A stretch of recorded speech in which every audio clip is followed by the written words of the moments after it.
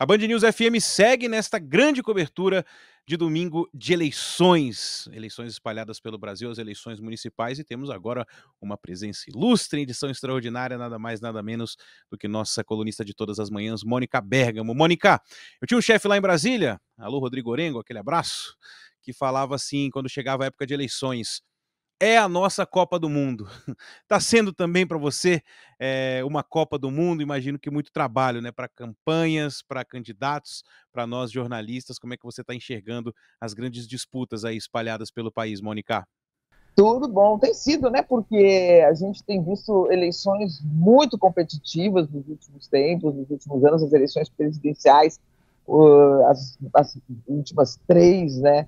De enorme emoção, vamos dizer assim, de muita polarização, muito debate, e isso se transferindo para as eleições municipais, né?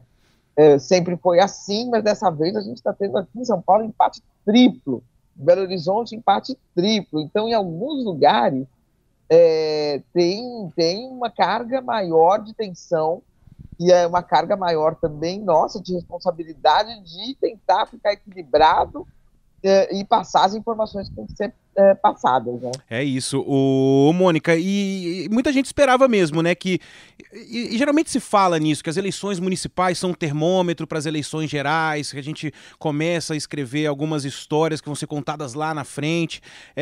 Você notou isso nessa eleição? Vamos pegar essas duas que estão mais disputadas aí, vai, Belo Horizonte e São Paulo principalmente, né, a presença de grandes figuras nacionais da política, se de fato a gente está olhando hoje para uma eleição de prefeitos, mas pensando em algo mais à frente, em algo maior para esses personagens que estão contando essa história agora.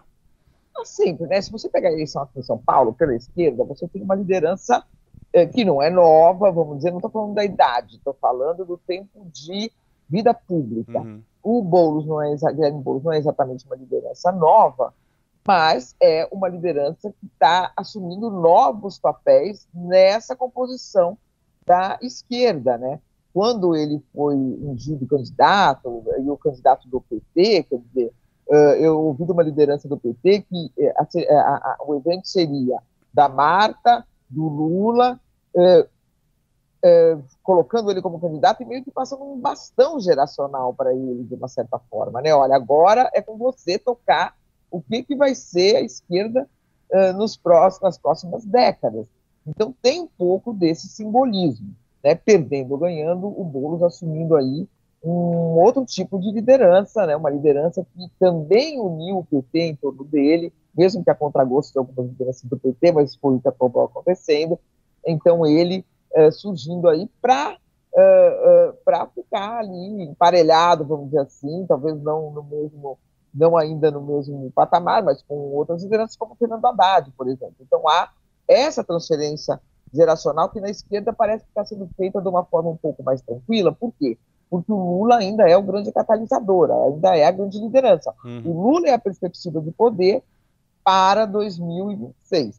Como na direita essa perspectiva de poder, que seria o Bolsonaro, está variada, vamos dizer assim, o Bolsonaro não vai poder ser o candidato à presidência da República em 2026, você começa a ter uma guerra de vida ou de morte para saber quem vai ser essa liderança para 2026. Por isso que você tem Tarcísio de Freitas contra o Pablo Marçal autônomo em relação à família Bolsonaro, catalisando algumas lideranças jovens que também parece que estão buscando uma certa autonomia. Bolsonaro, nisso tudo, sumiu, desapareceu de São Paulo, para não ter que se comprometer com as eleições aqui de São Paulo, não ter que sofrer uma derrota.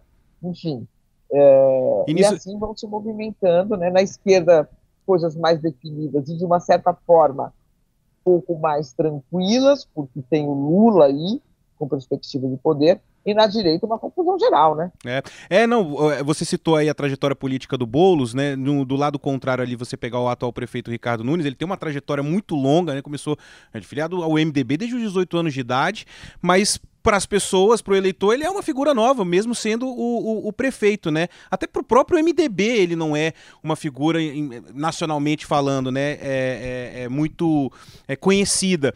E é interessante essa divisão que você cita na direita, porque ao mesmo tempo em que o Nunes tem o partido do Bolsonaro e o apoio do governador Tarcísio de Freitas, me parece que o eleitorado ele é mais voltado às ideias de um Pablo Marçal, que talvez até ponha medo ali um pouco no que os não sei nem se já pode falar disso, de bolsonaristas cabeças pretas, né, para pegar lá o que o PSDB fazia, né, mas é como se fosse mais ou menos isso, né, tem uma juventude ali que se liga mesmo nas ideias do Pablo Marçal, e isso é legítimo, mas há também uma parte da direita que vê nele uma espécie de inimigo, né, não sei se inimigo é o termo, mas é como se fosse uma disputa mesmo interna ali por votos de um mesmo conglomerado eleitoral, né, Mônica?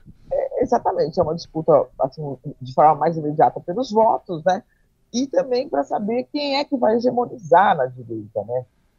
Surge aí a figura do Marçal querendo um lugar ao sol e conseguindo, né? E o Bolsonaro, sem a perspectiva de poder, vendo ameaçada aí a sua liderança.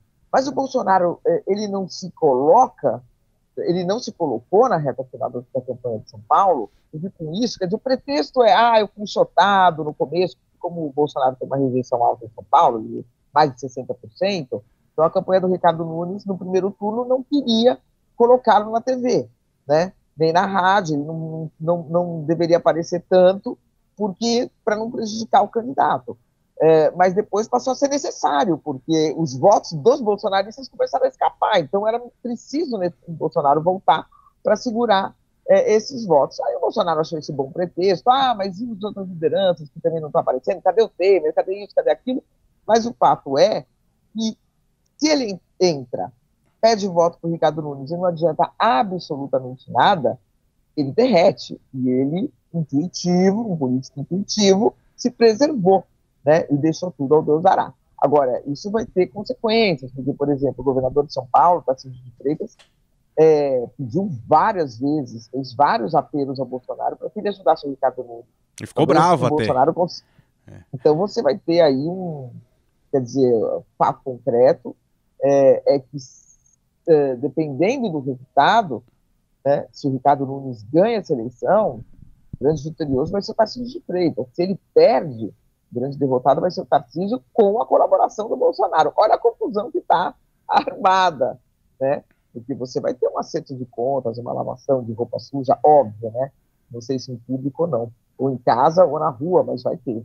Bom, para a gente terminar, Mônica, bom, a gente tem uma certeza só, acho, nessa eleição de São Paulo, que teremos segundo turno, né? Um empate triplo como esse dificilmente se transforma numa vitória no primeiro turno. Pelo que você conversou com as campanhas, com o pessoal que trabalha aí com os principais candidatos, cara, a gente teve cadeirada, acusação, expulsão de debate. Como é que deve ser a temperatura, Mônica, de um segundo turno, independentemente dos personagens, mas de um segundo turno que certamente teremos aí na maior capital brasileira, na maior cidade brasileira? Olha, eu acho que a gente pode falar isso claramente. Se o Marçal for para o segundo turno, nós vamos ter um tipo de segundo turno. Se ele não for para o segundo turno, a gente vai ter uma disputa mais dentro do que a gente está acostumado a ver, né? Que vai ser uma disputa muito acirrada, mas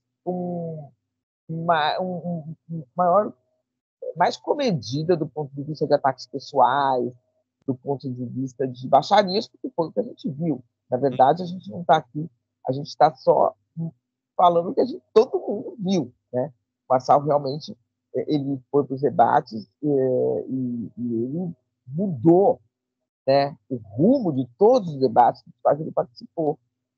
Esse último ele se conteve mais, né, seguramente porque sabendo que isso faz ele aparecer, mas faz ele aparecer de uma forma negativa e aumenta muito a rejeição dele, ele se conteve um pouco mais, porque ele está quase ali indo para o segundo turno, né? Então uma derrapada muito grande tiraria ele definitivamente do segundo turno, então ele se conteve, mas eu acredito que o segundo turno, se for com ele, vai ser um segundo turno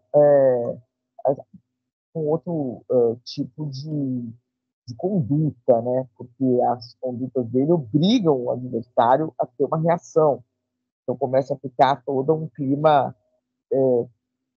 interessa para o eleitor, né? Deveria, de fato, eu me recordo do debate do Tarcísio de Freitas com o Fernando Haddad no segundo turno em São Paulo para governador, aqui na Band, foi um debate de altíssimo nível, alta audiência, discutiram problemas reais do Estado, discutiram privatização, discutiram investimento, discutiram políticas para a educação, para a saúde, sem um xingamento, sem um ataque pessoal, sem uma baixaria, muito polarizado, mas educado. Né? E não é o que a gente tem visto quando uma saltar os debates, né? Acaba tendo uma agitação e acaba tendo uma comoção até dos outros candidatos que resultaram nas cenas lamentáveis que a gente viu nessa campanha. É isso, a ver nos próximos capítulos. Neste domingão aí estamos nós aqui na Band News FM vivendo a nossa Copa do Mundo. Mônica Bergamo a qualquer momento na nossa programação e, claro, repercutindo também os resultados aí das votações Brasil afora. Mônica, um beijo, hein? Obrigado. Até amanhã.